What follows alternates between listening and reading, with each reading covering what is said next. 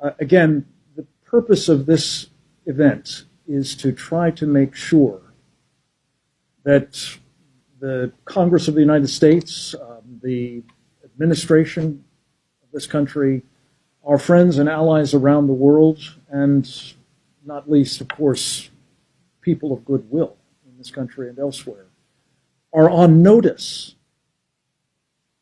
that Nigeria is at risk of disastrous collapse, that the forces that we've just been talking about are in the process of taking down a country that is the most populous in Africa, with horrific implications, not just for the immediate vicinity, the Lake Chad region as it's known, but for that continent and almost certainly others beyond. Congressman Wolf mentioned Bono, talking about a catastrophe that would make what has happened to Europe in the past few years, as a relatively small number of people migrated there with unbelievably chaotic consequences, look like a day at the beach by comparison. We're on notice. And the question is, do we have to wait until this horror is upon us before something is done about it? Or do we take steps now to try to prevent that?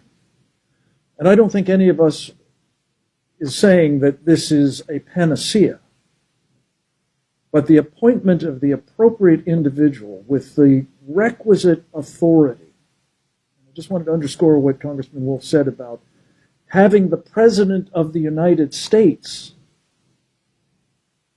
essentially personally empowering Senator Danforth to lead the effort on behalf of our country to alleviate that situation.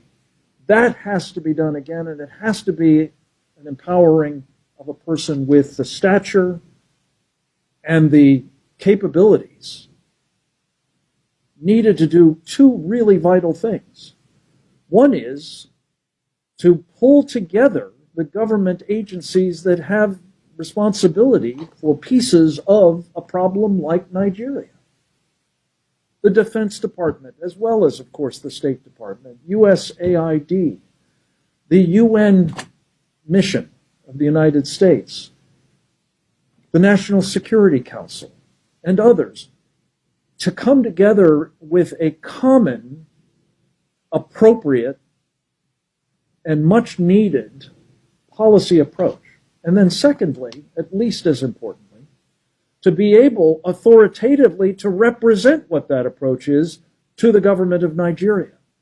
So they know who they're dealing with. They know that this is, in fact, the policy, and they can't go, looking for people who will provide some sort of alternative that might not require as much of them. So it's those two vitally important things that have to be done. And on behalf of, again, the Save the Persecuted Christians Coalition and team, I just want to say I think this is a moment of truth, a moment when we will find a difference being made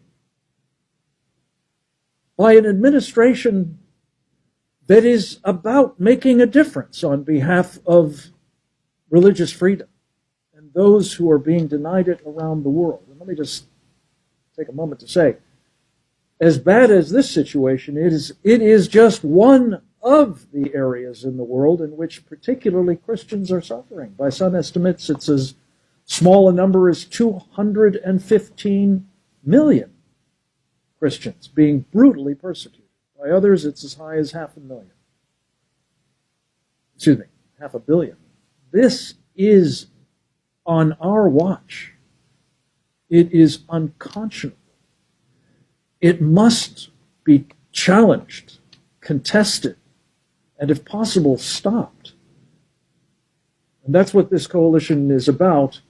And I pray that we will be able, with the help of people like Congressman Estes and Congressman Wolf, and the Archbishop and our coalition and countless others to see this problem sorted by the appointment at the earliest possible moment, preferably by the end of this year, because these elections are approaching,